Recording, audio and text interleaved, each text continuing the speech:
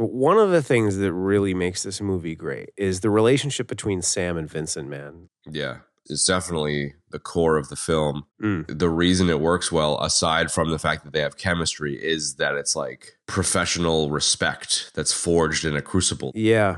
Maybe the thing I like most about this movie is the focus on the team development. Yes. They're all scoping each other out. There's no trust. Getting a feeling for somebody and like having him save your ass at a gun run are two very different things, you know? Totally. Welcome to the show, folks. This week we're talking about the 1998 absolute classic. I don't think enough people have seen this movie, and that would be Ronin, John Frankenheimer's second to last movie. It's so good. Let's get into it. I think I mentioned this years ago, well, probably years ago at this stage, considering how long we've been doing this show, that my history with this movie is rather funny in that I was traveling through Europe at the time, and I went and saw this in a movie theater in France, and it was subtitled in the local language, but when I went to this, it was dubbed in French, so like I had no fucking idea what was going on. So I watched the whole movie in French, and I don't really speak French, so right. It honestly really painted the movie in a very bad light for me. Like I was just like, okay, cars and stuff. Wow. I've never been able to really shake that, and last night watching it, I kind of was, you know, like, because I think like you can't argue that technically it's great, and from a stunt and practical effect and like that side of things, it's like one of the best ever car chases. You know, there's a variety of, it's very car focused, so there's like a variety of really great stuff there. The cast is amazing, so like there's all kinds of good stuff here. I didn't realize that David Mamet wrote it, or at least wrote most of it. Doctored it. Yeah, I didn't realize that until just now. So that was cool. Actually. I mean, it definitely has a little bit of a late 90s feel. Sure. With like occasionally kind of janky stuff, but it's super minor, like a little bit of janky action, a little bit of janky dialogue, but nothing too crazy, like totally in keeping with the era. Sure. And so like when you tie it all together, there's nothing to complain about. Right. And I think it was nice to kind of, I don't know, try a little harder and not get so hung up on the like initial first impression sticking with me of not understanding the movie. Yeah, there's a lot of twists and turns. Ooh, so many. The one really funny thing is it really is such a Rick and Morty heist kind of thing. Like it's so totally, bro. It's a double, triple cross, double, triple Lindy kind of thing, and I don't know. I got a kick out of it. So yes, yeah.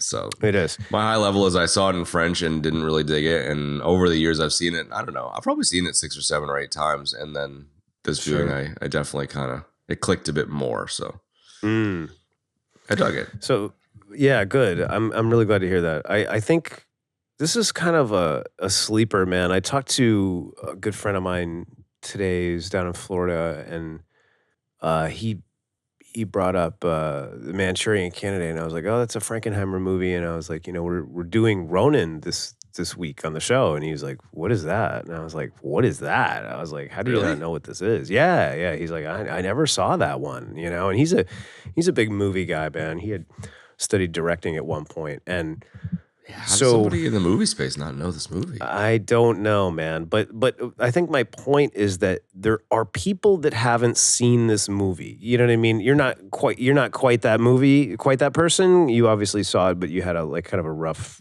go with it at the first viewing. But there's a lot of people that haven't seen this movie, so they just don't know about its greatness, you know? Yeah. And it's a shame because this is how to do it. This is how you do a movie like this. You know, it's the other thing, like you were saying, it kind of looks 90s. Like it looks like a classic film. It looks like an old film. You know, like the way that they did the titling and the way that they did all of that stuff, you know, it's just structured and shot like an older school movie. And that's the John Frankenheimer, you know what I mean? So this is the guy that did Manchurian Candidate. He did Grand Prix. He got, you know, huge accolades for both of those films. So, you know, I'm not surprised that this is great. Um, and I don't know, I'm kind of not surprised that a lot of people haven't seen it. Now, the people that I know that have seen it, are just like me, absolutely love it. This is like more than more than once yearly watch for me. In fact, I watched it 3 times this week. Yeah, Two right. two full viewings that I enjoyed thoroughly, and then I turned it on to try to get a third in because I was like, oh, I don't want to like forget anything or whatever, and then I just turned it off because I was like, I got it. But uh, I don't remember when I first saw this movie, but I loved it immediately. I was already a fan of Jean Reno from The Mm, Professional. professional. And yeah, The Professional, and of course OG Skarsgård. I was, a fan of Beaners, and I don't know if I had really seen Natasha McElhone in this, if that's how you pronounce her name. McElhone. McElhone. I don't think I had seen her before, but I thought she was fantastic, man. And I had Yeah, she's never great. seen Skip Sudduth before, the guy that played Larry the driver. Yeah. But he was just excellent, man. He became like a huge favorite of mine, and um, it was tough to find other work of his, but regardless, I just I really latched on in the movie, and I just loved it. I just loved everything about it. It's not just the car chases, it's the performances, the dialogue, it's the twists and turns, like this is one of these movies where it's just like, oh, okay, here we are. We're in Nice, like we're at the end, like they're gonna get the case. And it's like, nope, dude, we're not even just getting started. You know what I mean? And then Yeah. there's another twist, and Halfway. then another, yeah, there's Yeah. another twist, and then there's another 45 minutes, then another twist, then another 45 minutes, and it's the pacing in the movie is excellent. The score is just phenomenal. I love the score.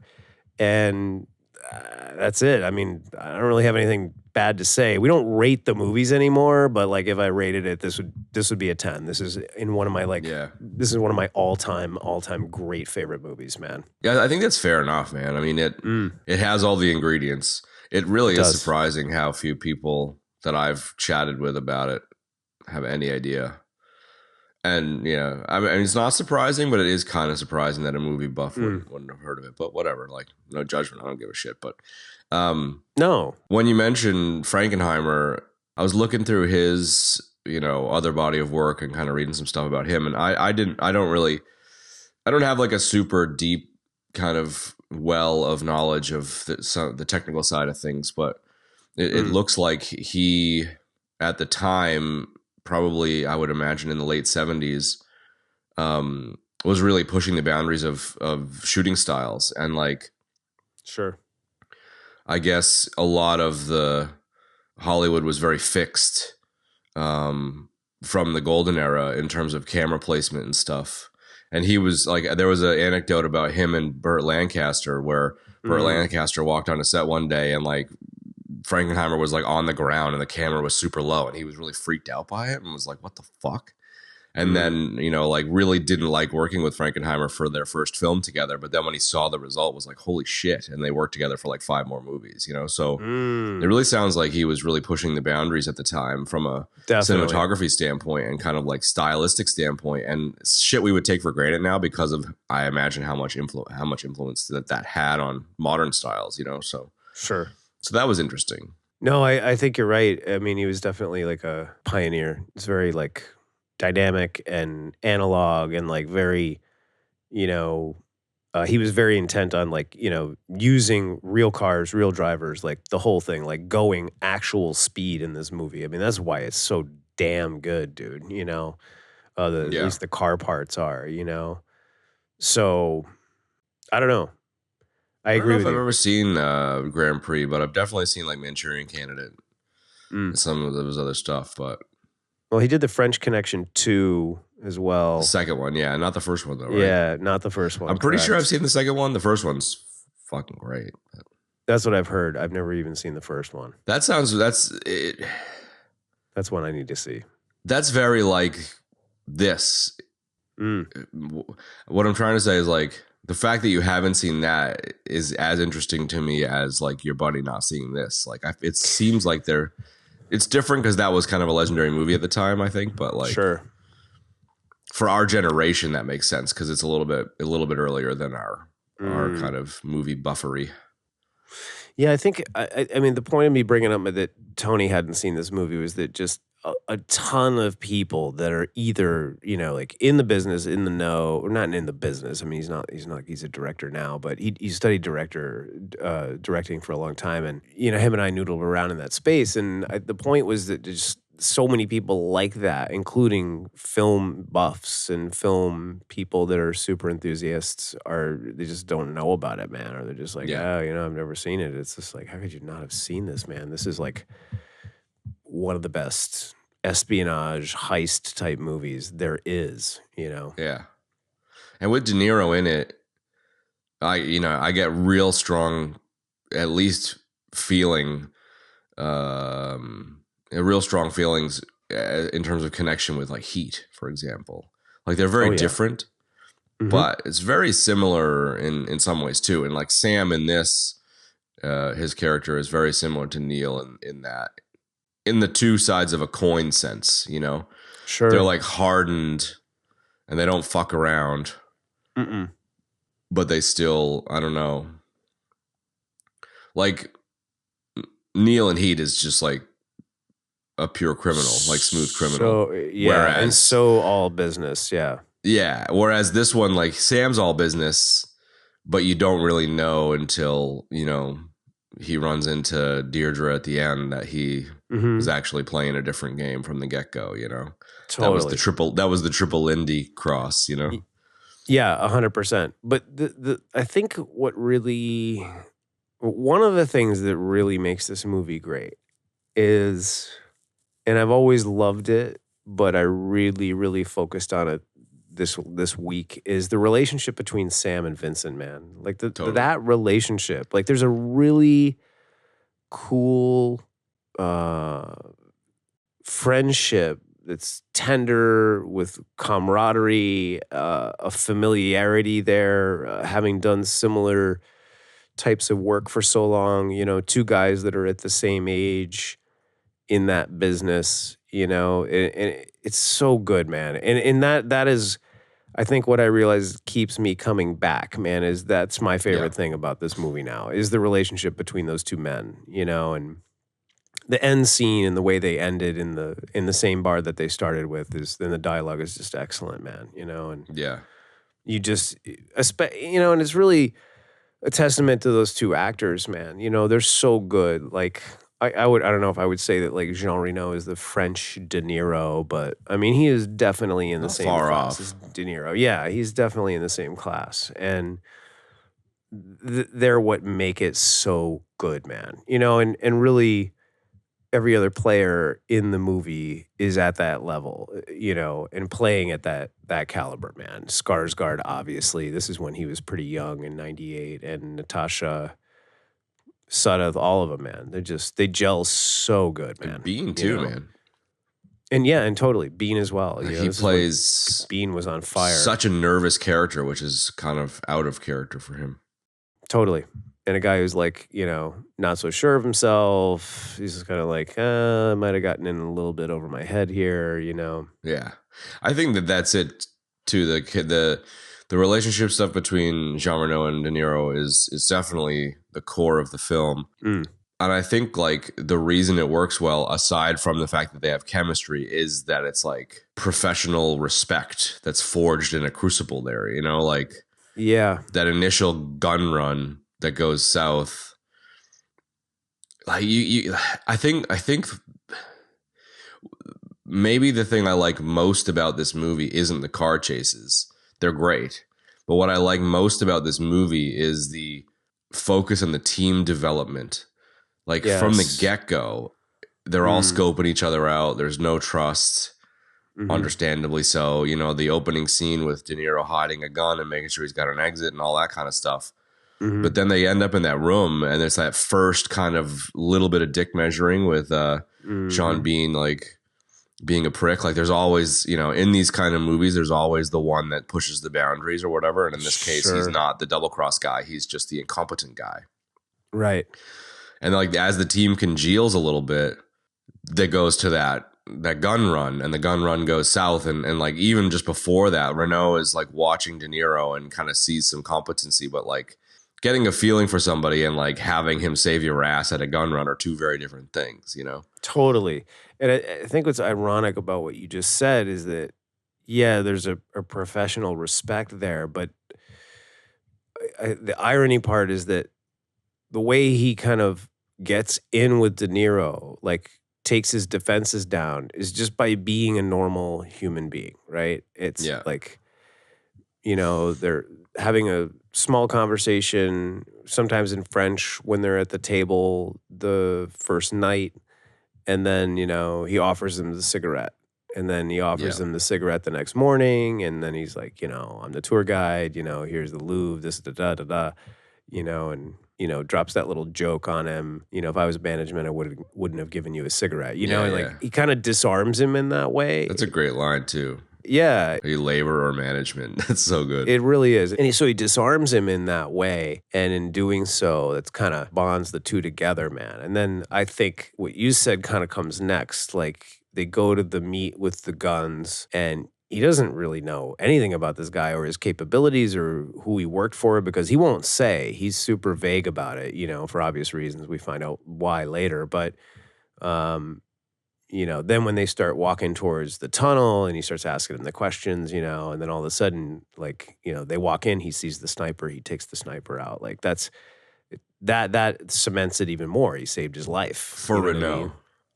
That cements it for Renault. And then I feel like later on in the ice skating rink, when he sweet talks the security guard and gets a bunch of info, is when De Niro is like, I liked you before, but damn, you're good at what you do. Like he gives him some shit. He's like, I went to high school with him. You know what I mean? Like, yeah. Oh, how the turns have tabled, Yeah, and copying his line from before, like when he got the phone number triangulated. He goes, "Oh yeah, we went to high school together." So and it's almost like that's when like Batman impresses. When Robin impresses Batman. Like it was kind of a Batman and Robin thing, and then Robin does something that's pretty cool, and Batman's like, "Oh yeah, right on, dude."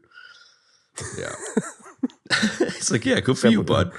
Except without all the George Clooney head bobbing. You can't turn your neck. Well, if it wasn't head bobbing for Clooney, it was like body bobbing because he couldn't move in the costume, Well, it must have drove him crazy, dude, because like his thing when he doesn't have any gear on his head in the movie is to bob. He's always like, hey, one of the fucking Rat Pack. Clooney. Yeah, right, exactly. So, I think it's really cool the way that dynamic develops, and then... And Skip Suddath, too. Like, he's definitely Robin's Robin, but, like, the three of them really kind of congeal after everything goes south, Like, De Niro pushes him out of the way in that car bomb scene, Like, I feel like they were... Oh, yeah. They were really solid, and it was a shame that, It was a shame that Lowry from Brazil fucking garrots his neck later on. Lowry from Brazil, nice. Yeah, I know that was Jonathan Pryce. Yeah, that was Jonathan Pryce. Yeah, that was beat, dude. I was bummed out when Larry got killed for sure. It doesn't make a lot of sense, but I get whatever. I'm trying to think of what the scene was that he got killed, and I don't remember. It was the swap. It was the case swap is happening. And the guys everyone's trying to get away, and Price jumps into the getaway vehicle, garrots him, and then drives off with Natasha McElhone in the case. Oh, right. Yeah. After they patched him up, after he got injured from the bomb. Yeah. Yeah. Yeah. Yeah. Yeah, no, that's right.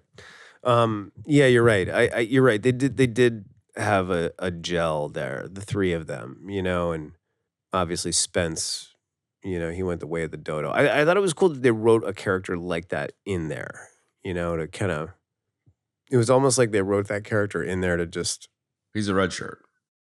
Yeah, kind of like a red shirt, but it was also to kind of bolster what was going on with the other characters, if you think about it. You know what I mean? And kind of. Actually, he wasn't a red shirt. He was kind of like I wouldn't say he was a Ned Stark with a nod to Sean Bean, but like he was, you kind of appreciate his craft, like you see him driving and you appreciate what he brings to the party. And he feels like one of the gang, and then all of a sudden he's dead. And you're like, oh, that kind of sucks. As opposed to a red shirt, which is just like fodder. Yeah, totally. And he doesn't, I mean, to be fair, he doesn't die. They let him go. They're just like, yeah, we're not going to use you. Oh, sorry. I was talking about Larry. I was talking about the dude that gets garroted. Oh, okay. Sorry. No, I was talking about, that's Skip Sudduth, man. That's not Sean Bean. Yeah. No, I was making a nod to Ned Stark with the red shirt versus Ned Stark thing. But yeah, Sean Bean, like I actually really, really like Sean Bean's cameo almost here, where like so often he would have been the double cross. He would have like showed up at the end being like, ha ha ha, fuckers, I got you, you know, and he's got the case. And like, I just love that he's just out over his skis, and then De Niro calls him out. Like, I just love that it's just like, nah, see ya, dude. No, that's what I was saying. Like, I love that he was written in there just to almost elevate the other characters. You know what I mean? Totally. To establish the other characters, to establish that dynamic. It's all right, dude. We're both kind of beat up, man. So, yeah, you know, it's good that he was. I think that's why that he was in there, and I like that, and I like what you said. I like that he doesn't show back up at the end, like, here I am, it was me the whole time. Like it's the Scooby Doo bullshit. Like it would have, like any movie would have gone that way, and I'm glad that they didn't. 100%, and I am so glad that I read that Mamet was the script doctor on this movie, dude. Because he does not do Scooby Doo, and I just watched the David Mamet written and directed Scooby Doo. I just watched Scooby Doo. It was a special episode written by David Mamet. This episode of Scooby Doo written by David Mamet. No, I watched the movie Spartan the other night, which came out like 2006-ish. It was with Val Kilmer, Derek Luke, and Kristen Bell when she was really young. And it's kind of it's sort of an espionage movie like this, but with, you know, a different kind of angle on it. And it's really, really good. It's another favorite of mine. It could be one of my favorite Mamet movies. It's so excellent. Right. So, you know, having watched that and then finding out that he was the script doctor on this, I was like really glad to see that, and not surprised as well, man, because that's why you don't have bullshit like Sean Bean showing up at the end and going, hey, it's me. I was the villain the whole time. You know, we don't have anything stupid like that, you know, and there's no stupid loops and circle backs and crappy foreshadowing or any of that stuff. Like, I love the way David Mamet writes, dude. Yeah. And, it's just great. Like, there's like the most excellent twists in this movie where you just like, you think them. I still to this day, I'm just like, all right, this is where the movie ends. Nope. Another 45 minutes. Then nope. Another 45 minutes, you know? And I absolutely love that, man. And the beats and the pacing and all of that stuff is just so good. And it's so Mamet, dude. And it also ends in a way where I like, not all the time, but I like a real world ending where it's like shaking hands and it's like, you know, she's not coming back. And it's like, okay, see you later. You know, there's no bullshit. They changed the ending from what I understand. And, you know, they had an ending where she was there happily ever after. And then they also had an ending where she was there and then gets fucking like black bagged into a van by the IRA. And it's like, test audiences were like, get fucked. I just kind of like that it's kind of like a real life nothing ending, you know, like see you later. Yeah, it's like a regular ending because it's like, that's what you don't normally see in these stories. You know what I mean? When these spy movies, it's just like, okay, I'm off to my next super spy adventure. Yeah. You know, it's like, no, dude. I so want to do the spy game. That's it,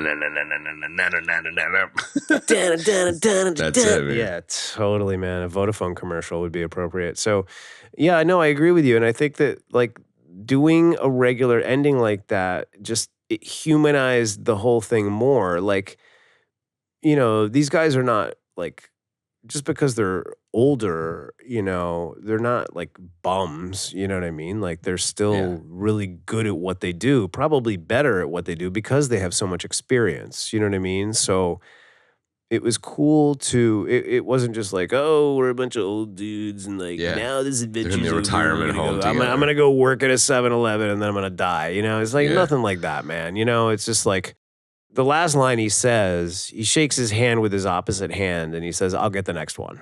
You know, and that's it. He walks out the door, and then we get that little bit of sort of monologue from narrative monologue from Vincent, and then that's it. You know, talking about what the third rule may be. You know, and the third rule is, you know, I don't remember who it was or whatever he says. I can't remember exactly, but you know, that was an excellent way to end it, man. You know, and the bit about talking about the girl, because what I really like about this, and it's the difference between Neil McCauley and Sam, is that, you know, Neil McCauley is like super fucking cold. And, you know, he gets with Edie and he just bolts, you know, as soon as he sees Al Pacino, he's like, "I'm out of here. That's it. I told you. I fucking told you." You know, like, I fucking told you I was going to leave. And he leaves.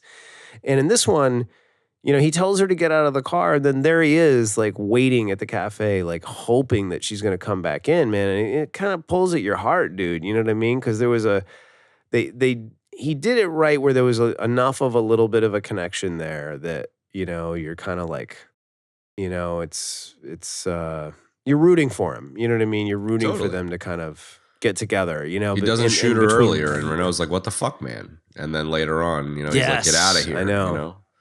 I like that he's got that soft spot. Like I mean, I was going to say, I feel like he is a professional enough to pull the trigger when he has to, but I think that's wrong. Like, I think that he had to and he chose not to. So like, it was the only kind of break in his ruthless professionalism, because he's got, you know, feelings for her. And you're right, you know, it does 100%. kind of pull at the heartstrings a little bit. Definitely, dude. Definitely. You know, and just to finish my thought, like, between that, I'm still talking about that last scene, like, between that and the relationship with him and Vincent, you know, you're just like, it's amazing how much heart and humanization this movie has, you know, considering what it is. Like, it's like heist / espionage / spies, you know, like, it's got a lot, man. And there's just the tiniest sprinkling of that love angle, as opposed to it being like in your face. God. Yeah, I know. Thank God. I'm so glad. You know, the Sam Vincent. It is kind of like, I don't know, light side of the force, dark side of the force. Like, he's a good dude here, and he's a rock solid dude. Whereas he's not a good dude in Heat, you know. And it's interesting because the way that the character is played by him is so similar, but the feel is just the right amount of different. Yes. And maybe it literally is just the not shooting her and letting her go thing. Like, he let her go as opposed to just like completely ditching and walking away in Heat, for example, you know? I don't know, man. I think he gets got versus gets to carry on. Like, they're kind of like, it's kind of like the Nether, you know, or not the Nether. Like, what's the fucking Upside Down in Stranger Things? Like, ooh, yeah. Heat is kind of like the upside down version of this movie, or vice versa. You know what I mean? Like, I just like that. It's not, there aren't really many parallels. It's really just De Niro that really ties it together. But like, I don't know. You could say this movie has more heart. It does. It has way more heart. Approach, maybe, but they're different, obviously. But they're heist movies. Yeah, and there's definitely a similar style of movie. You know what I mean? He came out just 3 years before this movie came out. Yeah, and maybe that's it too. Is the age of De Niro is bang on for that as well. And he's also like, this is like prime De Niro, dude. Yeah, and I did the math, dude. He was 55 when he did. It was the second coming of De Niro, to be fair. Like, he's got the old school like Taxi Driver, Raging Bull, Deer Hunter days. That was kind of Godfather 2, sure. Yeah, Godfather 2. Dude, I just watched that a couple weeks ago again. Well, listen to this string of movies, dude. I mean, he goes Casino in 95, Heat in 95, The Fan in 96, Sleepers in 96, Jackie Brown in 97, Wag the Dog, Great Expectations, Ronin, Analyze This. Like, that's a great movie. And then we're into the 2000s, and he does Meet the Parents, which was huge. Mega. Yeah, this is like totally prime De Niro, dude. It's a legend, man. Yeah, he is. Prime De Niro. We briefly, well, not briefly, you thoroughly discussed Sean Bean, and I briefly understood that that's what you were talking about. I know, that was funny. His ability to act skittish and weak really sold the shit out of that It's character. super cool, man. Right? And, you know, it kind of culminates with him being all hyped up and like, let's go into the gun area. And then him like needing to pull over to vomit, which like, you know, it's meant to be a little bit of maybe not comic relief, but like it's meant to show just that weakness, I guess. But like, I mean, fuck. Sure. Who's to say? I'd probably puke too. But Yeah.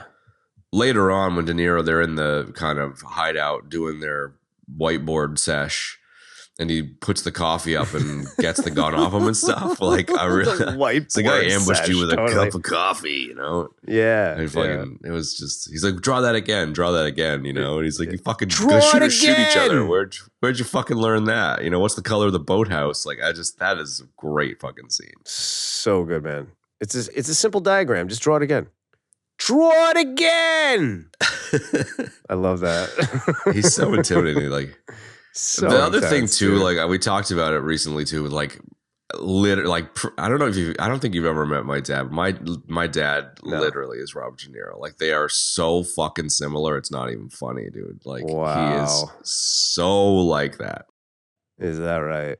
Yeah, dude. It's just, I don't know. It's really funny. So I have a real soft spot for De Niro for that reason too. Totally. You know, I'm looking at Skip Suddath's movies and TV shows and stuff because like that. that's what we're talking about.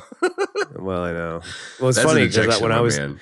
you were talking about him before when I was talking about, you thought I meant him before when I was talking about Sean Bean. So I guess so there you go. Yeah. You thought when I was talking about Robert De Niro, you thought I was talking about legendary actor Skip Suddath. No, dildo. When you were talking about Sean Bean before, and you're like, oh right, I was talking about Sean Bean, and you thought I meant Skip Suddath.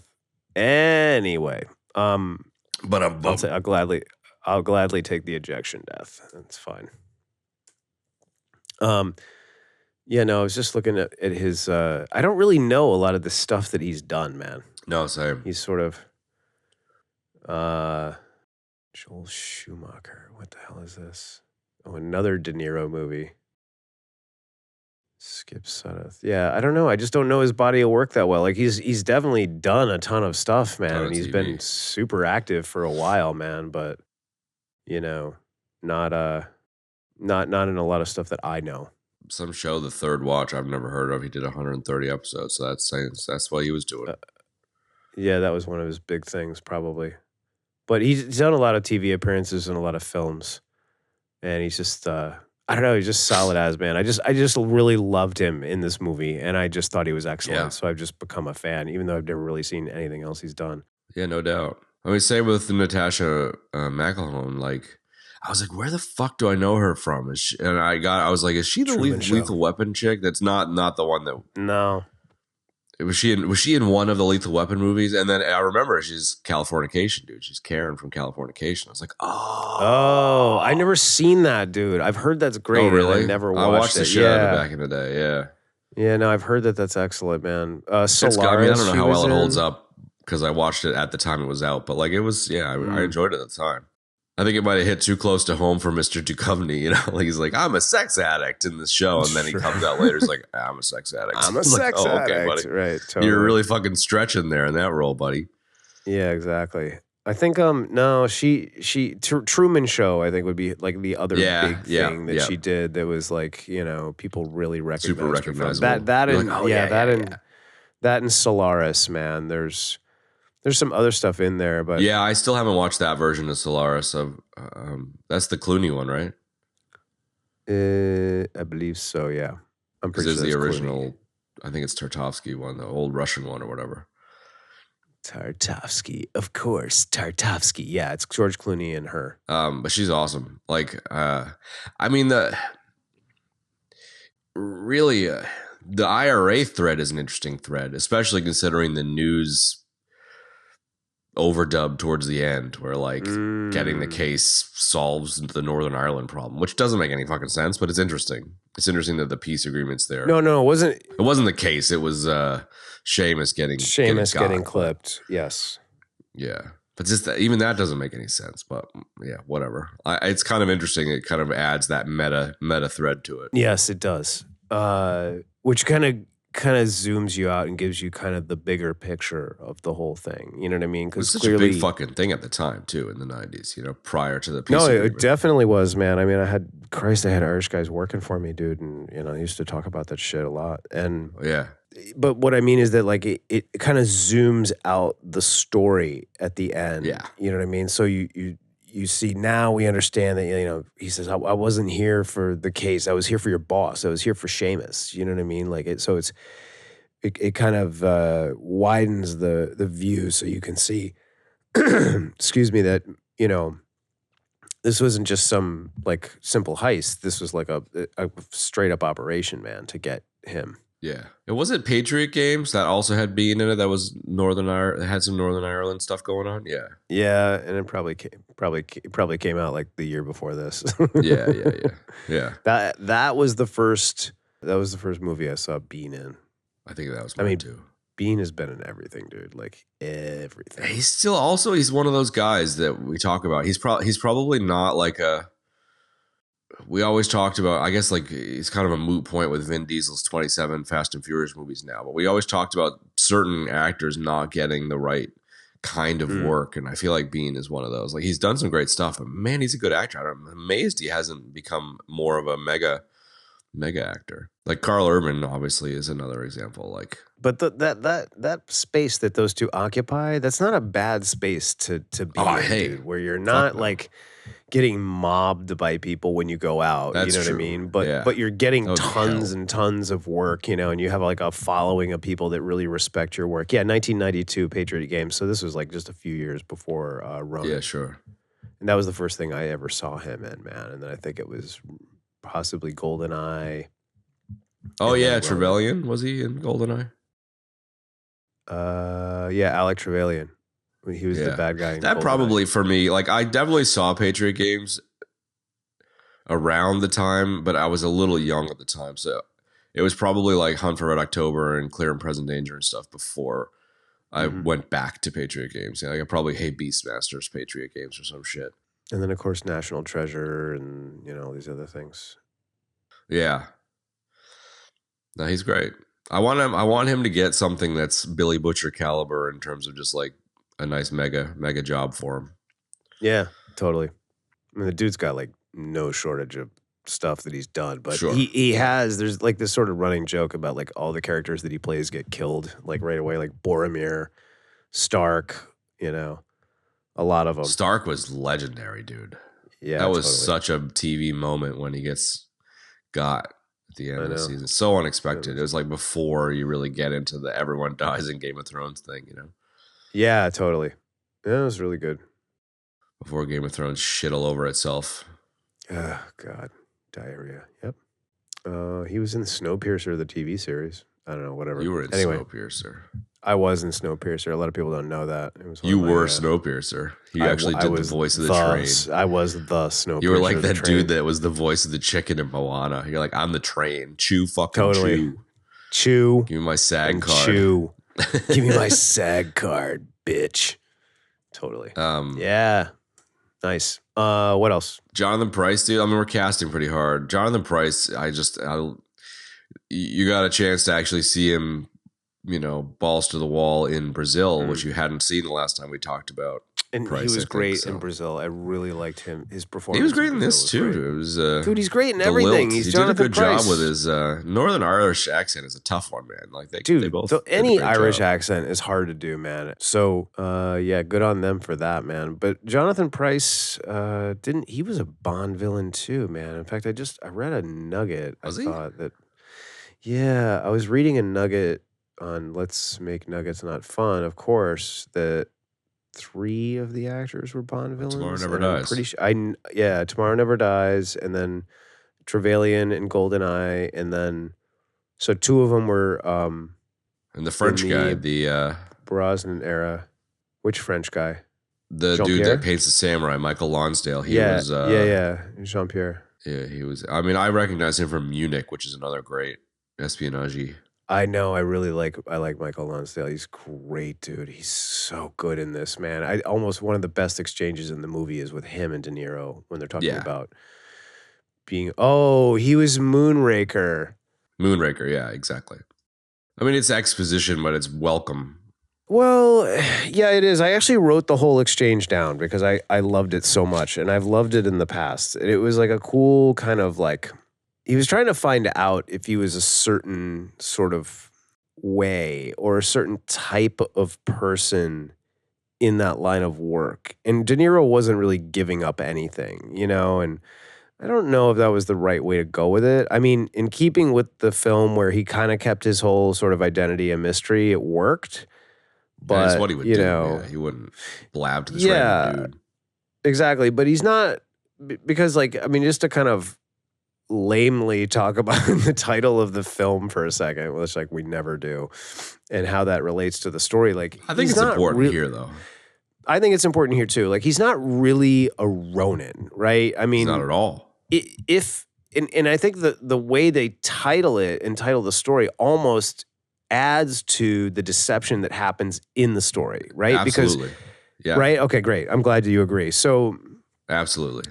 you know, they It say tricks that you and into then thinking that he is a Ronin. he is, yes, exactly. He is a Ronin because he's just kind of like this like ex-CIA guy who's kind of burned out, whatever, man. But we find out that he's very much not that, you know?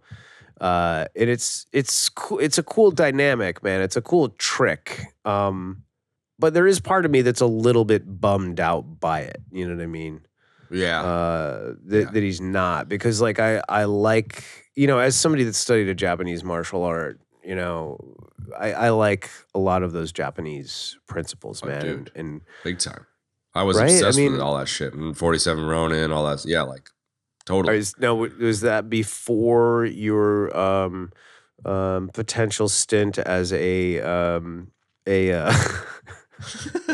Reach a for Harrison it. Ford Stay on target. Mosquito Coast-esque Before I was going to be Sean Connery, an ethnobotanist. Yeah, an ethnobotanist. Yes, was that was after your stint as a potential ethnobotanist? Yeah, yeah, probably. It was. Yeah, I was probably like Sean Connery ethnobotany first, and then it was I'm gonna become a Book of Five Rings, 47 Ronin, Japanese gardening samurai, tea drinker. There you go. Nice. Yeah. And then it was oh my God. hardcore raver. Yeah. That is so actually, funny, dude. Actually, my initial form was astronaut. It was going to space. I'm going to space camp when I was like 12. Then it was ethnobotanist, and then it was samurai Ronin. Then it was samurai. Yeah. Yeah. I was actually like, it was it culminated for me in wanting to be a samurai dog. Like Ghost Dog. Touche, dude. That was a good one. So I think, I too, like you, I've loved those principles that the Japanese put into all of that stuff, man. Just the whole samurai code, the entire thing. Yeah.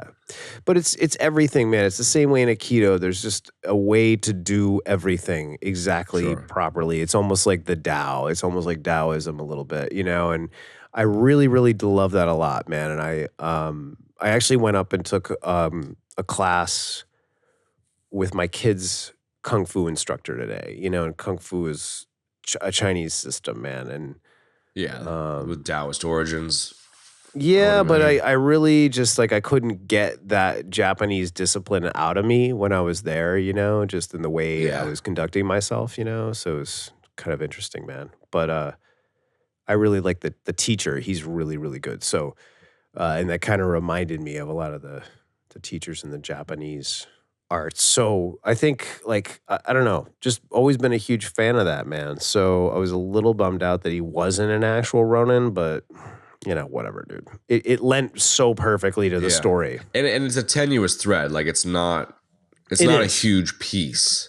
I think maybe what it really is for me was like I knew what a Ronin was, so it was an attraction. Totally. And then it's not a focus, but that's okay because like that scene with the painted samurai miniatures, like I don't know. I feel like if that scene wasn't in the movie would have been fine, but I would have been grumpy because I know what a Ronin is. I'd been like, what? I would have What been the fuck did you call it grouchy Ronin? about it too. No, I would have Yeah. been grouchy too because I kind of knew what a Ronin was, or I didn't know what a Ronin was, and I was like, there have been times when I watched it where I was just like, well, this doesn't really, he's not really a Ronin. It doesn't really have anything. And I don't think it was until years later that I was like, I picked up on the fact that, the title sort of is part of the deception in the story. Yeah. You know what I mean? So I was sort of not grouchy about it, but I was just like, WTF, dude, why is there not more like stuff about like Ronins in this? WTF, LOL. Right? LOL, WTF. Like, where's the rest of this stuff about, Ronins? But at the same time, the movie was so damn good, I didn't care. I was just like, I don't care. It's so great, and, Yeah. Whatever, man. Just, To reiterate it, like, yeah. it makes the I'm still active CIA, get the fuck out of here punch way harder. Yeah. Oh, yeah. 100%. Definitely. Yeah. Because in the fourth movie, like this is actually 4 movies in one. In the fourth movie, when they're at the ice skating, right? Man, like, yes, that is the. Like, that's some movie, serious shit, man. Like, yeah, the sniping of the ice skater and the Russian guy who doesn't give a fuck. Like, that's just some really interesting scenes. Because he seems like he would fold, You're like, oh, he loves that girl. He's, and the little girl behind him that you catch like for 2 seconds coming out of the limo that is presumably his and her daughter. Oh my God. Like it's just like there's so much going on there. And then he's just like, yeah, for 40 seconds, if I don't call, she's going to get killed. And he just fucking like just stares him down. It's like the coldest shit. No, he stares him down and he shoots him in the head. Yeah, he shoots him in the head. Like he's just like he's like, I'm gonna wait this out, and I'm like, okay, bam, and I'm gonna fucking shoot you in the head. Yeah, because I rewound it because I was like, wait a second, how does Gregor die? And so yeah, he gets a fucking I don't know bullet straight to the dome. Well, it's easy for that. That kind of gets lost in the shuffle because it's so quick. He's just like, give me my money. I'm not. 20 seconds. And then he's just like, yeah, fuck you. Pop. He thinks he's got the leverage in the forehead. Exactly. It's a great segue into Skarsgård because like that character Gregor is just really interesting. He's like, he's so super evil. Yeah, but like, I don't know. Like, I'm going to speak in total generalities and total stereotypes here. So like, I'm talking about. I'm talking about Russians in movie culture because I don't have any experience in reality. But in the movie culture, Russians are the boogeyman of the 90s with the Cold War stuff. And God. And beyond. The coldness with which that dude lets his ice skater partner get shot is similar to the coldness with which Gregor Stellan Skarsgård is willing to. He just stands there not giving a fuck throughout all of the like team building. They're doing trust falls and he's in the corner being like, y'all, like fucking I'm busy. No, he's like, I'm busy. Yeah, and then like the other part with and the school shooting thing, like the park or whatever with him. Yeah, I was gonna say Jan Triska. So Jan Triska, just as a quick aside, he's the guy in the car. Which I couldn't believe was one of those awesome boxy Jeep Cherokees that I love. It's like the only Jeeps that I like. Right? I love old Jeep Cherokees. Yeah, so that's the one that they were in, and the guy he was with is an actor named Jan Triska. So his billing name in the movie is Dapper Gent, right? But his name is Jan Triska. He's a Czechoslovakian actor, and he started in Czechoslovakia, and then he moved to the U.S. I think when things got hot over there, and then he eventually went back to Czechoslovakia. But he is like.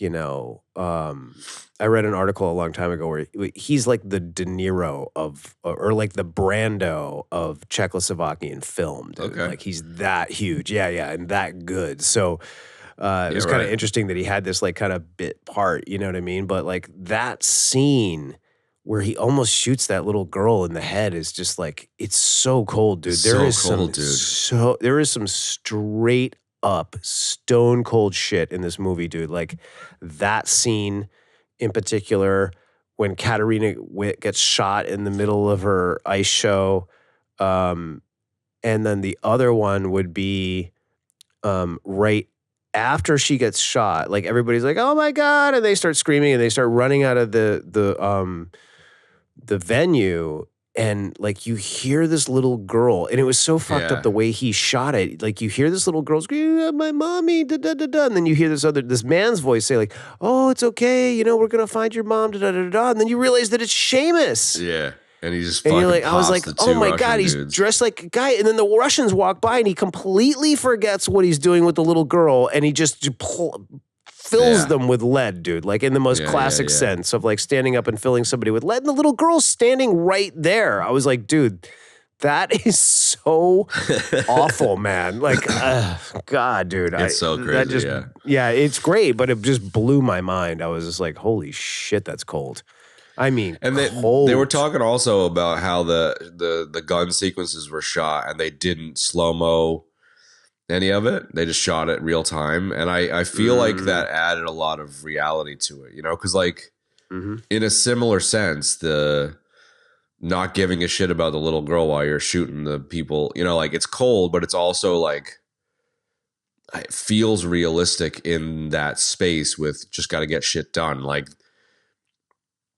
bystanders are going to get fucking got, you know, like in the Coliseum 100%. scene in that other town, like they just like so many fucking people get shot as a result of that foot chase around the Coliseum, dude. Oh my God, dude. So many innocent people get clipped in this movie. Yes. So, I mean, I just like, you know, Jonathan Pryce shooting people up in the front of the ice skating rink aside, like Gregor, Stellan Skarsgård was just super. I don't know. There's something about him. Like, I guess there's like a couple of avenues we could travel down here where like on the one hand, he's like kind of reserved and cold throughout the movie. And then it's not until the scene where he's going to shoot a fucking 6-year-old on the playground where you're like, oh shit, dude. This dude's awful. You realize just how like self-absorbed and fucked up the dude is. Totally. But he's also Dr. Bleep Bloop, you know, like he's got like all these dude, really great he is Dr. Bleep Bloop, dude. computers and shit. Like, God, I don't know. It's great. And this, like there's some serious 90s Bleep Bloop action going on. Oh my God, dude. He's so Dr. Bleep Bloop. And the thing, like, we've got to take a minute and talk about this. Like, I was watching this, you know, and like now I'm probably on like, you know, the 50th or whatever time I've seen this movie, right? And I'm watching it the other night and I'm just like, all of the shit in that van to track these cars and these people could be done with a phone now. And like a couple of air tags, you know what I mean? Like I was like, no doubt. It's so ridiculous, man. Like how large the equipment was, you know, like, and how impressive. Like this, like, you know, there's like a fucking CRT monitor built in somewhere, and it's like grr, beep boop beep boop beep boop, you know, and it's like a fucking static image of a map, and you're like, oh, right. And this fucking is sweet digital map. Totally. And this is so just funny. So he can sit there and call the play as it's happening. Like that's all that he does. 40 dude. seconds. Like he doesn't use his computer skills to like break into anything. He doesn't do anything like that. All he does is be like, you know, oh, the car's 3 seconds in front of you. Like it's like, who cares? You know so what I good. mean? Like it's so dumb, dude. So good. It reminds me of printing out Google Maps directions before there was smartphones and like holding them in the car. Oh my God. And you were like, this is so much easier than the giant map book I used to have to read. That's true, but I'm such a map nerd, dude, that like, especially when I hang out with when Funk Baggis and I hang out, like, and we go exploring up in New Hampshire, like we look at maps. No, we use the same. It's a you know, an atlas book that we've been using for like 20 or 30 years. We've saved it, and that's the only thing we use when we go out and navigate. I love it and drive around. Yeah, it's great. I just picture you have like your cup holder. In your cup holder, you have like little bits of grass, and you throw it up in the air and see which way the wind blows it, and then check your map. And you got like a switch of wheat in your craw. Yeah, reckon left's coming up here in a minute there. Mm-hmm. Yeah, no, that's about right. That's about right. All right, so where do we want to go? That's our map book section. That's map corner here on the EVD podcast, folks. Thank you for staying tuned in for that. Where do you want to go from here, Chad? Next, we're going to be talking about Carmen Sandiego. Totally.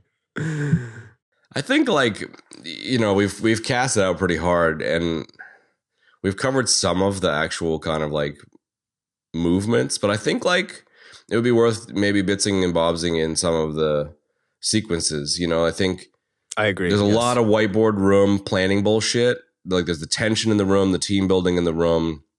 A lot of Why the pictures fuck on the won't wall. you give dude. us information? A lot of pictures. Right? Do the lot of pictures diagram on the wall. again. Yeah, a lot of fucking thumbtack and pictures all over the place and all that kind of bullshit. 100%. Yeah. But I like that bit where De Niro's just like, we're not going to fucking learn anything sitting around. Let's go and scope this place out. The map is not Yes. the territory, which is a really great concept.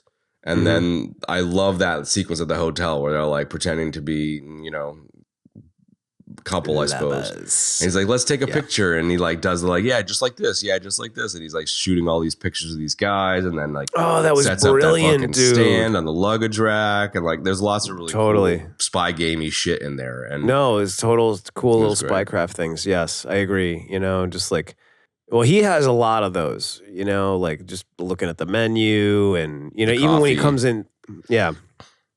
Even when he menu is comes great. in the beginning of the movie, man. But like, yeah, the you know, the sign on the luggage rack and the whole thing with the camera. See, you just you click it like this, you click it like Yeah. this, you click it like this, and he's getting all those shots. It was great. See, now get one of you and my wife in the picture. He's like shooting the two. I love that. Yeah. That's great. Get the palm tree in the background. Make sure you get the So background. good. So good.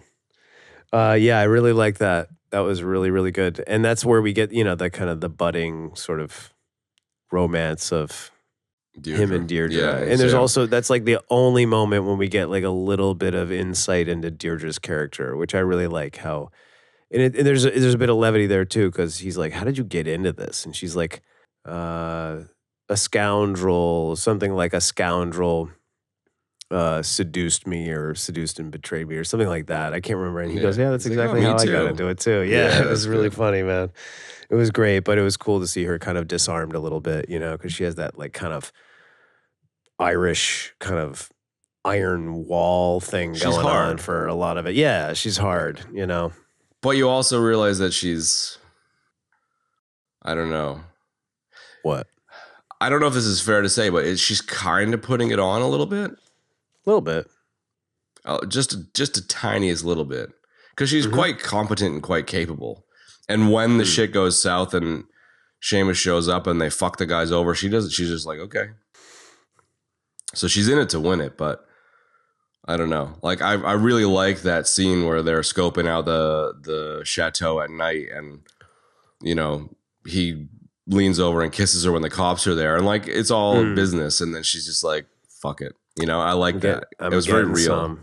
She's like, I'm getting And you know, some. like there are those moments, you know, like I don't know, like there are those kinds of moments where, you know, I don't know, like it goes from 0 to 60 sometimes with people, you know, and I like that was just, there wasn't like some big bullshitty thing there. It was just like, she's like, oh yeah, okay. Yeah. And that was the beginning of it. I don't know. It felt real, even though it was, you know, 0 to 60. No. I agree. It did. It felt real. It was a cool moment. He's for sure. impressive. Like he's so fucking competent throughout this, and he's just constantly picking people apart, you know, Sean Bean and you know, you just watch this dude work, and just that pure, just total competence in the field. Yes. Yes. It's like, I don't know. There's like a strength there that would be attractive, you would imagine. You know, so Yeah, no. I agree with that. That's well said, for sure. It's good. I mean, like, it's those little moments that are outside of the car. You know, I guess like the actual bag or the actual case sequence, like the structure of the movie is so interesting that like the lead up to the actual heist is like, okay, cool, like this is the thing, and the heist finishes and you're at the halfway point in the movie. You know, like the heist sequence is a really interesting sequence. Lots of interesting stuff. You know, it's real action heavy, 4 cars, and I love the like use of heavy weaponry. You know, there's like the grenade launcher and the fucking bazooka, and like it's just like, okay, it's kind of like 90s. It's kind of like 80s action movie esque, but not. You know, it's like a mixture of like a real heavy duty Schwarzenegger style weapon cache, but it's being handled professionally, which is just, at the time was really interesting. I agree, and I think like that scene in particular, man, the actual heist scene, it's like it's great because we get a car chase that culminates with like a really good shootout, you know. Mm. So you get a little bit of both there, and then the discovery that the case is fake and Gregor's a douchebag, you know. Yeah. But it's great, and you're right. The heavy weaponry is really sick, and like the French, man, the French cops, like they're tough, dude. So like when you see all those police show up, dude, and they're all wearing like balaclavas and shit, you know. And I Oh, was like, we're so SWAT team. Yeah, the French SWAT, dude. I think they're Le SWAT. Called. Yeah, no, I don't think they're. They may be Le SWAT, but there's a French. I can't remember if it's military police. They're called the Gigan or the Gigan. Oh, the gendarme. Yeah, no, not the gendarmes. It's spelled Gigen, and they're like special weapons and tactics people, and they're like supposed to be really intense. So I don't know. Those guys show up, and I'm like, you're just like, damn, dude. I was like, damn, and there's a lot of them, man, and they're just freaking spraying bullets like crazy. And then of course the case blows up. Like, just a great scene, and I like that it culminates. I like that we get. There's two things that I really like. I like that we find out that Gregor is, dirty. I mean, dirtier. And that also that Skip gets, Larry gets clipped when the bomb goes off. You know what I mean? And now they got to contend with that as well. So, really, really great part. But the driving in that is just phenomenal, man. And Skip Sudduth convinced Frankenheimer to let him do his own stunt driving. Which is great. Which I can't even believe, dude, because I watched the little documentary with Jean-Claude, I'm going to butcher his last name, Lagniez. He was an ex-Formula One driver, had done some rally as well, and he had talked about how every single stunt driver in the movie basically was was ex-race car driver, you know what I mean? So they could get 300 drivers in that sequence, I think. That's fucking bananas, dude. In the final scene in Paris, yes, there's 300. Okay. But I'm talking about just the actual heist. So when they're chasing the D-bag with the case, handcuffed to his wrist and that whole bit, dude, when it gets down to Larry in the Audi in one car, it's bananas, dude. That whole scene, that the driving is just bananas, dude. It's just great. Throughout it's so good. Yeah. No question. But I love that it's scene. Up there. Like, so I think intense. like you've got like Bullet and French Connection back in the day. Sure. And I'd say like if Bullet and French Connection are a pair, I would say this and maybe the original Bourne are a pair. Like they're kind of like the newer generation, that kind of generation. It's different, but like Bourne was very renowned for its car stuff as well. I mean, they're both European cities. So that's probably a factor. And also took place in Paris, and also took place. That movie came out like a few years after this. Like a lot of, it's easy to forget that the original Bourne movie came out in like 2001, dude. Late 90s, 2000. And like Clive Owen was in that before he was even anybody, and he was so young in that movie. I mean, holy shit, dude. So yeah, that's a really good comment, dude, for sure. Yeah.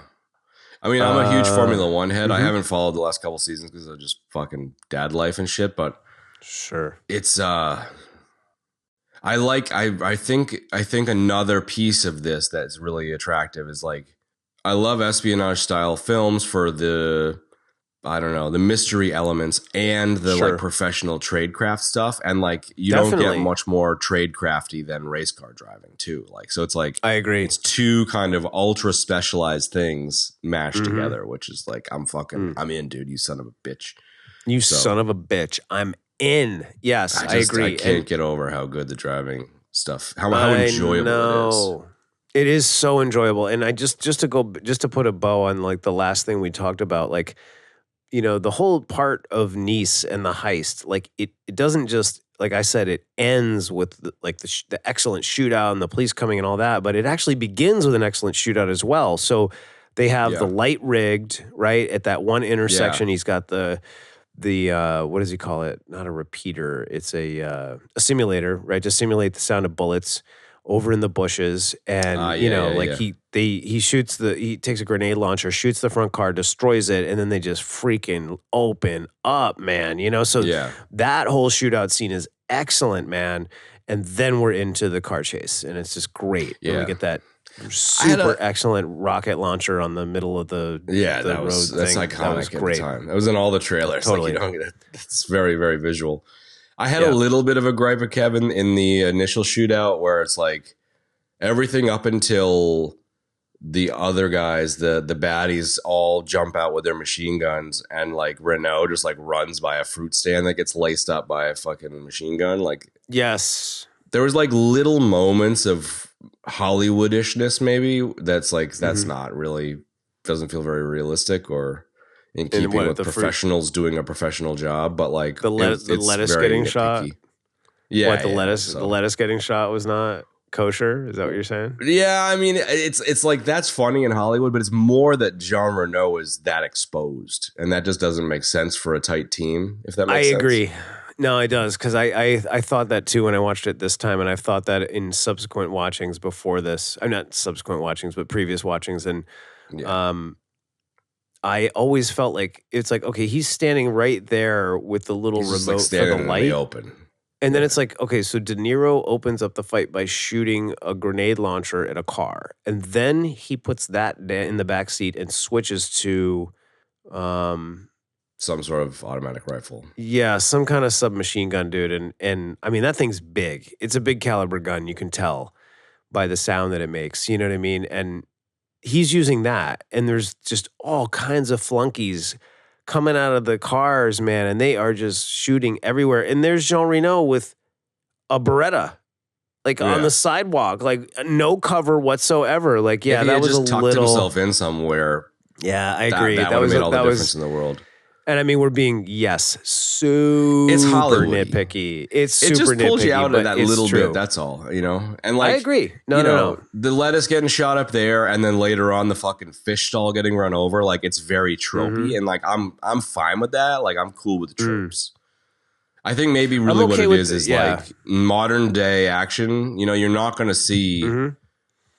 Like a John Wick do that kind of shit. Like it's like modern expectations of how someone moves through a sequence is different now. And in the 90s, it was maybe a little bit less so, I suppose. But I mean, I will say in their defense, like I was like, in a tight area like that, like an old city like that, where it's like really, really tight, like, yes, that would happen. And then the other thing I thought too was like, as I watched all of the material from, the street vendors get, dragged with the cars. I was like, man, that's kind of dangerous, dude. Like that could really that's a lot of money that they're wasting.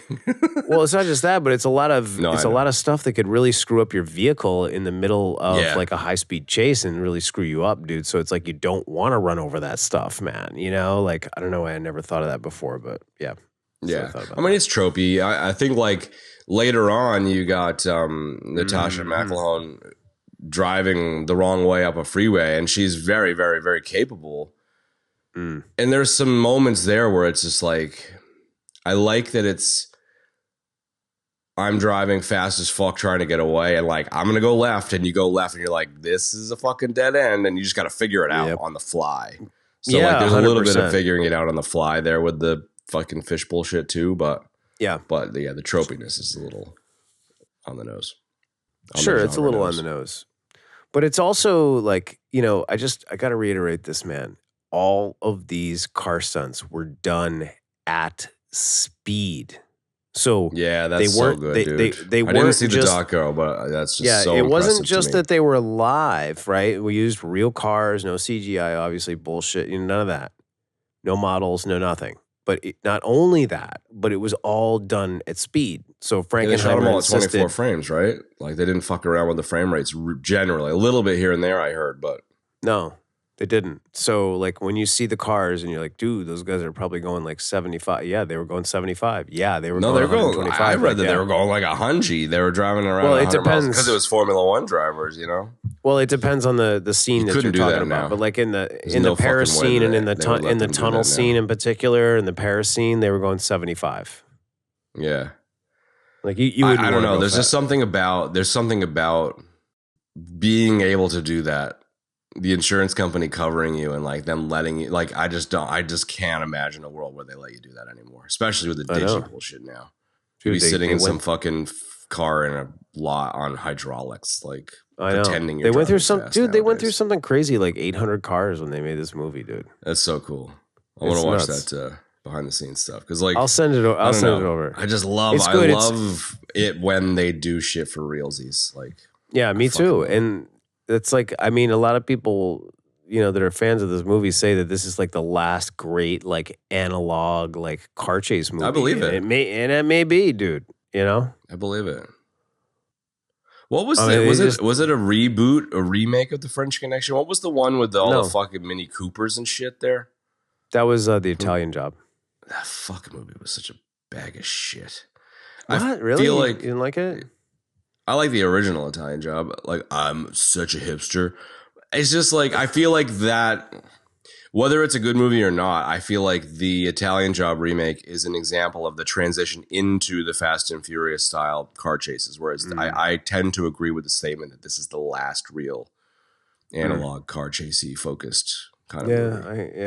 I think you're right, dude. I mean, to its credit, Fast and the Furious, the first one came out in, I believe, the And that was same pretty year as legit. this.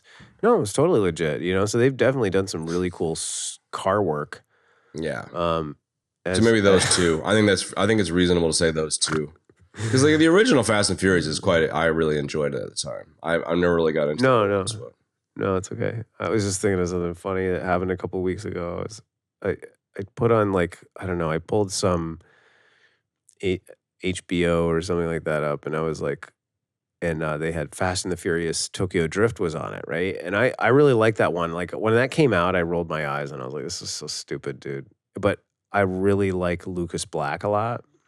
And so I watched the whole movie and I was like, that's so good, man. I really like that. And then, you see Dom at the end. And then I was like thinking about our shows and that joke we always make. And I was like,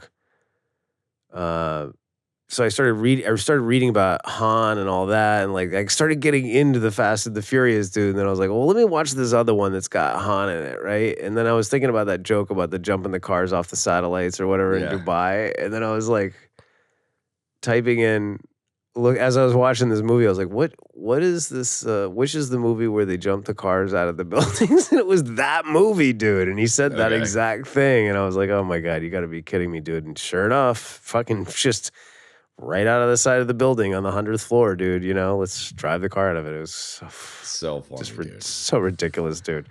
And but not as cool. And this is the other point, is that, and that's several Fast and the Furious movies later down the line. I think, in the beginning it was probably more analog, dude, but it's not as cool as this. Like you can watch Vin Diesel, lift the car up with his bare hands. Oh, we gotta jump this car out of this building, dude, or whatever. And like, it's not as cool as this movie, dude. It just, we've had this conversation before about, even affects people going back to analog effects over CGI because it just is better. It looks better, like it's funny how like listening to people talk about AI now and it's going to replace this and replace that and like all the da-da-da-da-da. And it's like, I really doubt it, dude, in the same way that like CGI has not replaced traditional FX in movies, traditional movie making. Like now people are going back to the analog stuff because it looks better, man, and it looks more realistic. You know what I mean? And that includes like this Frankenheimer movie. It's like you can watch Diesel jump that car out of that building in Furious 7 or whatever it is as many times as you want. It's not as cool as this movie and the driving in this movie, dude. I'm sorry, it's not. No. No, it's not. So and it's such a different thing. Like, I don't know. There's nothing about this movie that's popcorn, but it's really enjoyable in similar ways. Whereas like Fast and the Furious for me is just popcorn, It is popcorn. Totally. It's total popcorn. This is like, there's moments where you're just like, you really are on the edge of your seat and you're really gripping the things on your seat, the That's armrests it. on your seat. Some of the driving makes you do that, and then the part where he's getting the bullet out of him does that as Yeah, that's well, cool. and he's like, dude, just make a little cut right above it. I was like, ugh, That dude. shot and the way that they had him in Mm. frame, and that was just Mm-hmm. real tension there. Very Yeah. brief callback to the weaponry too. Like the heavy weaponry stuff in this movie was not popcorn, whereas like a commando is popcorn. So like maybe that's the difference between this and a lot of other movies in these other genres, is that it It's because wasn't they're, like they're some of trying the to make it James Bondy real. stuff is popcorn, whereas this Totally. it's much grittier. Because in this, they're taking it seriously and they're trying to make it as realistic as they can. You know what I mean? Like, that's the one thing that we haven't talked about this movie, is that it is very grounded in reality. You know what I mean? Like, all of it, and it's like these aren't just guys that like do spy stuff and like everything goes perfectly and all that. It's like everything you could possibly imagine fucks up. Larry gets freaking fucked up, and like that, and the cars, De Niro and gets this, clipped. and the De Niro gets clipped, and he saves Jean Reno from getting clipped, and they don't get all the weapons they need, and like all of this stuff happens, man, and they're making no money. You know what I mean? So yeah, it is very grounded in reality, and I think that's what makes it better than a popcorny movie. You know what I mean? Yeah, yeah. And I think like circling back to the relationship between Vincent and Sam, De Niro and Jean Reno, like I think the fact that neither of them die, I appreciate. I do too. Like there's easily a movie where Reno like saves De Niro's life in the ice skating rink at the end and just goes and dies, and like I'm just that coffee shop scene, to your point earlier, is just so important that it's such a great bit of dialogue that it is. I'm glad that it didn't go down that road.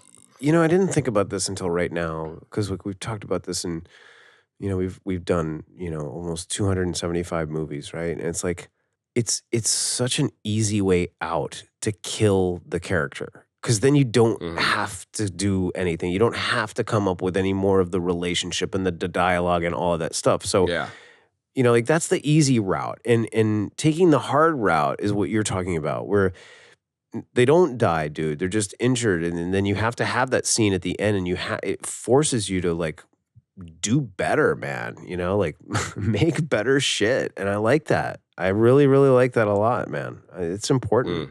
What else? I think that's a lot of the sequences. I mean, maybe just like final bits and bobs. Yeah, I mean, look, final bits and bobs. We can just do a kind of a quid pro quo, quick kind of thing. I think, I called the last car chase, like there's 3 major car chases in this, and like the last one I call car chase impossible. Like it's just insane, dude. The tunnel and going against traffic and like, dude, holy God, shit. dude, it's just so nuts, dude.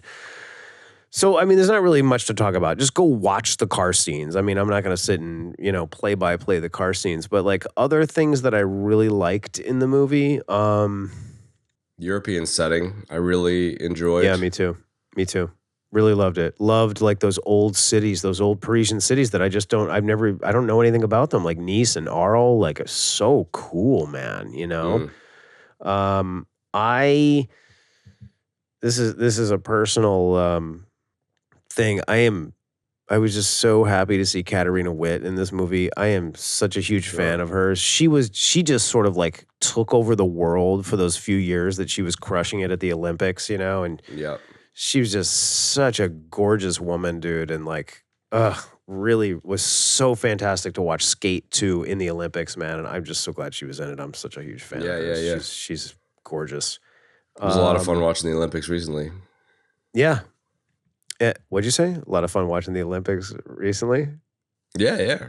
I watched the shit out of them. Wasn't the Winter Olympics, but yeah, I totally got the, moment in the spotlight.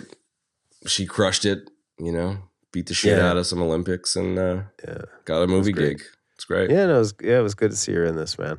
And it was just like, I think just to tack onto that, like the fact that her character was not a nothing burger, like her getting clipped on the ice is really iconic. Oh my God, dude. It was so cold too. It was cool. Yeah. There's when they're doing the whole, De Niro's doing the whole, like, what is the color of the boathouse at Hereford thing with Bean. And there's like, when she comes up to him after that, and she's basically like, "Yeah, we're letting you go." He puts the camera right on Bean's shoulder, and it's just such a perfect spot to put the camera because you get the whole thing from his perspective, but he's there. So it's like, it's from his perspective, but it's not just the camera. Like you can see part of him as well. And I really, really like that. I felt like it somehow made it more real. I felt like I was more from his perspective than if it was just the camera talking to Deirdre. So I really like that a lot. And that in that same scene, though, what's the color of the boathouse? And then at the end, Gregor's like, "What is the color?" He's like, "How fuck should I know?" You know, I just love that stuff. It was so very Redford Spy Game, you know? Yeah, it definitely was. Fucking tapping the dome in the restaurant. Like, how did you see that? Yeah.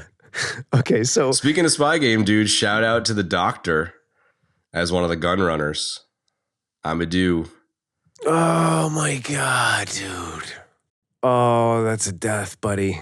That was it. I think we talked about it in Spy Game. No, I think you probably did, but I have wondered like for years. Like I always thought that guy. I was like, where do I know that guy from? He's such a sleazy little shitbag. You know what I mean? He is such a sleazy little shitbag. He plays the perfect sleazy shitbag. Yeah. And he's such a like softy, doe-eyed, innocent, saving lives doctor in Spy Game. Like they couldn't be more different. Couldn't be more different. Totally. Death by Amadou. All right. That's well deserved. No, it's true. Amadou. Yeah, it really is, man. And then the tubby guy too, who was like the boss, who was waiting in the tunnel. That guy was even more sleazy looking than Amadou, man. Oh, I'm surprised you didn't take off a machine gun leg like in right. Fucking Dark what Man. The fuck was that? Dark Man. No, it was oh God, Grief Karga's movie. Oh, Action Jackson. Yeah, Action Jackson. That's an action. That's a double death there, bro. Why? What do you mean? Because we both couldn't come up with Action Jackson. That's pretty lame. Oh yeah, that was Carl Weathers. That's true. All right, so we're gonna see CK1 death like that.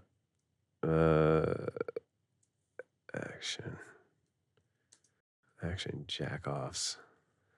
I like it. All right, so I think that's it. I don't know if I have any other. I got a couple more. I'm sure we're missing some shit, but I'm sure we are. But it's fine, dude. I just I loved the aerial shots and the establishing shots. Like I loved how he would shoot like the entirety of the city from way up high, and then we would like zoom in. And in one instance, I remember, I think it was a zoom. I can't remember if it was a zoom in or a zoom out. It's like the cars are going, and then he zooms all the way out, and you can just see like the whole city, and it's gorgeous, man. I really, really, really like that. Yeah, I remember that. Yeah, it zooms out on the entire streetscape.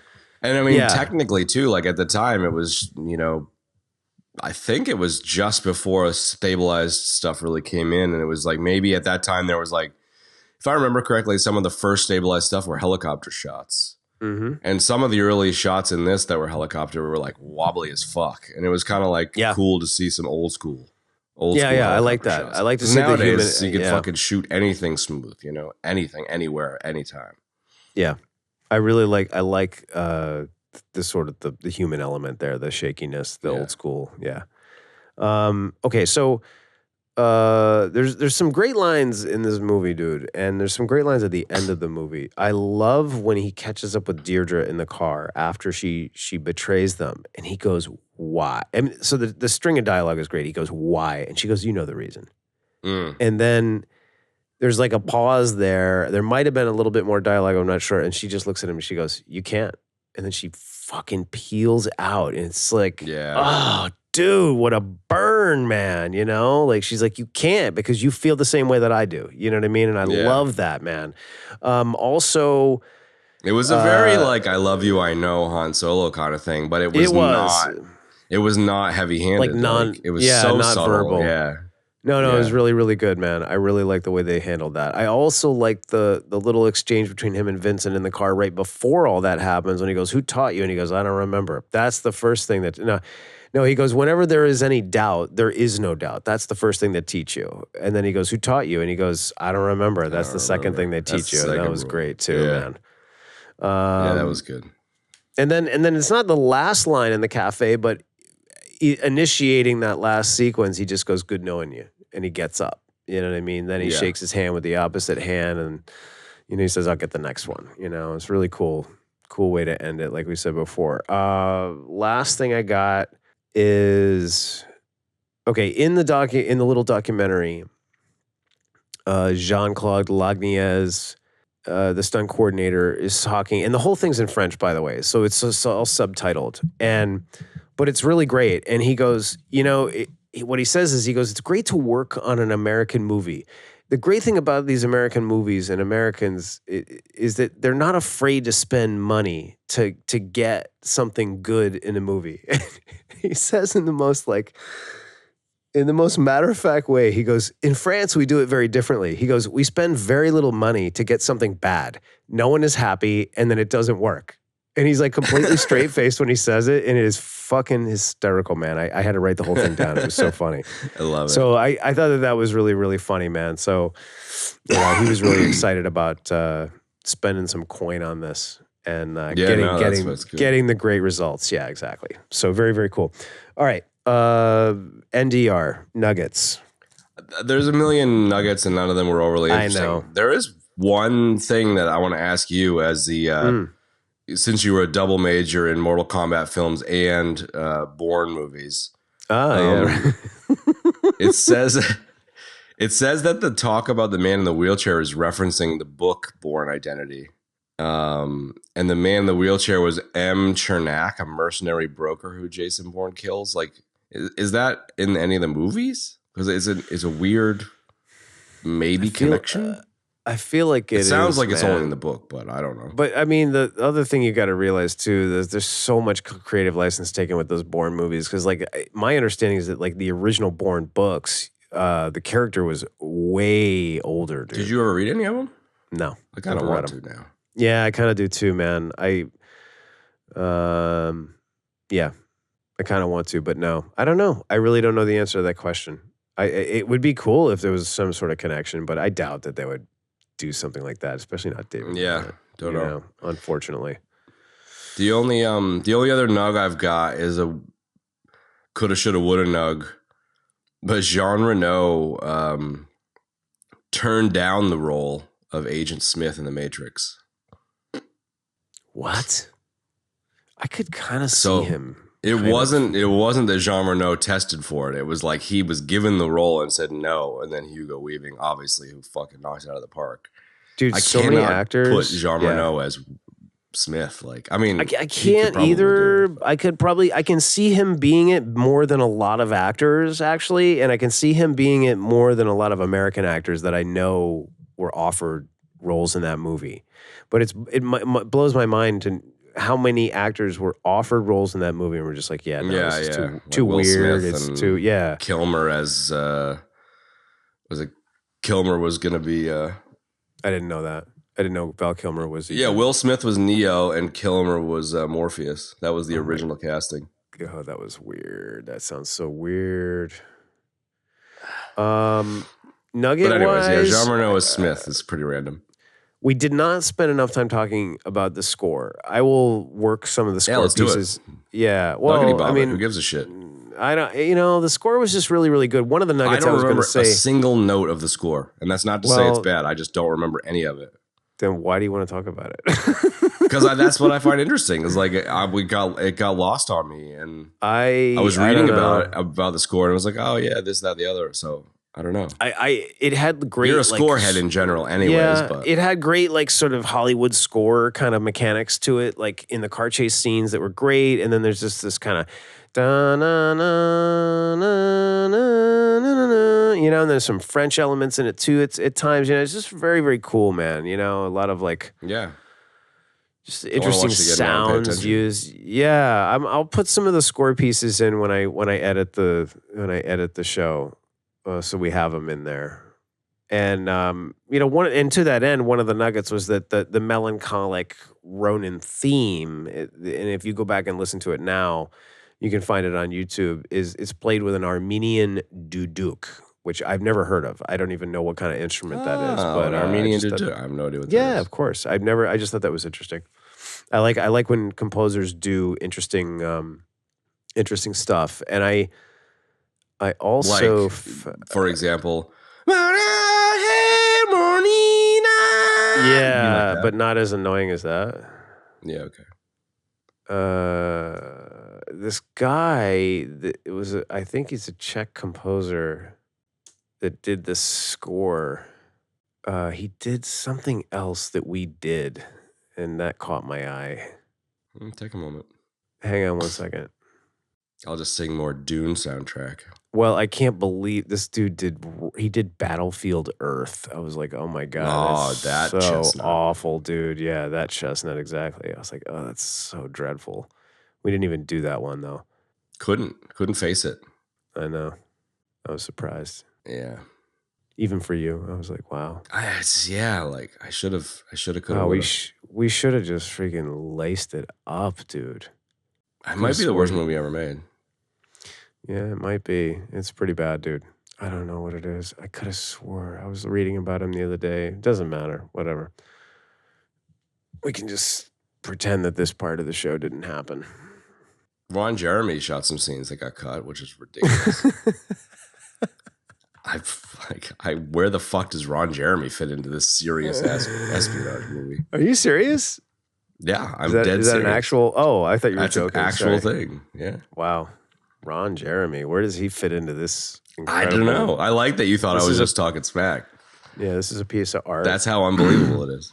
That is unbelievable. Yeah, I don't really have any more nuggets. I kind of. What do you got for deaths then?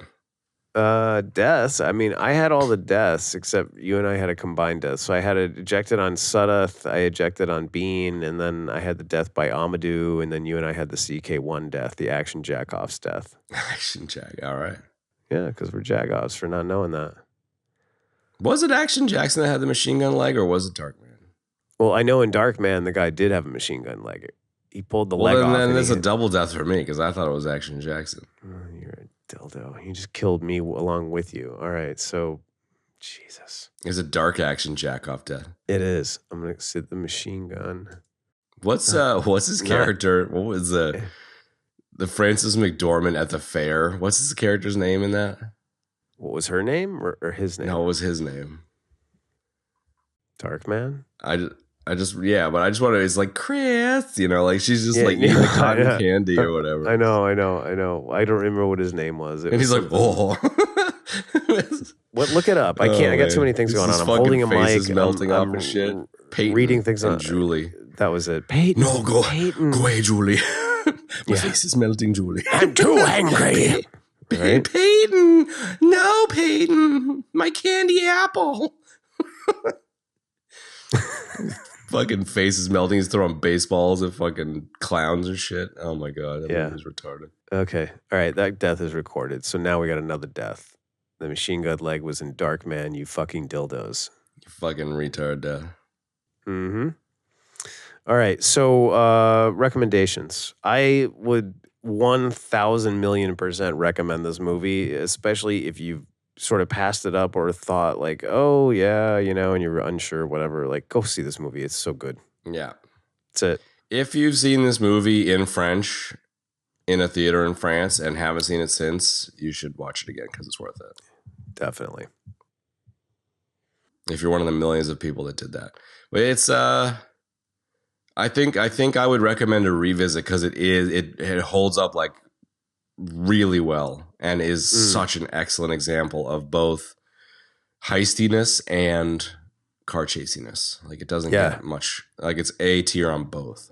No, it's a 10. If I said at the beginning, if we were rating this like we used to, I would give it a 10. It's the dialogue, the script, everything. The car chases are like an 11. You know what I mean? Like it's so good. And the rest of it is just 10, 10, 10 all the way across, man. The acting is just excellent. The cast is superb. The score is excellent. So it didn't grab me as much as I thought it would, but I still like really thoroughly enjoyed it. Like, yeah. Because, sometimes there's these legendary movies that are just like, fuck me, this is like knocking it out of the park. And I didn't really get there, but like I got close to there, Sure. No, that's good. Definitely worth checking out again. Yeah, 100%. All right, cool. What do we got cooking next week? Next week, we're going to kick the shit out of Cyborg. Nice. Van Damage. I like it. I don't think I've seen that movie.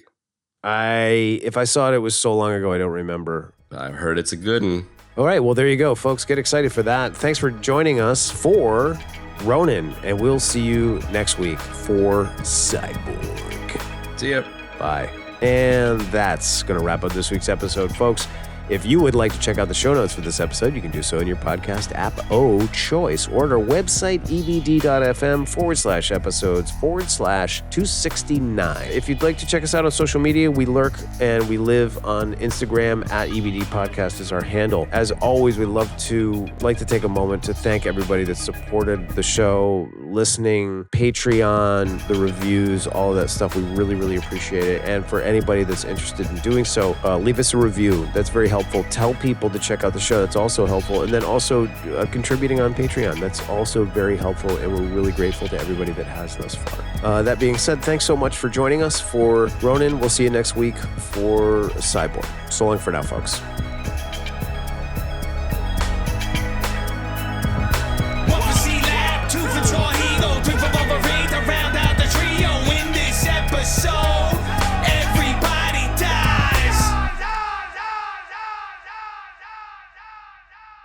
Beady, beady, beady. Stop into it.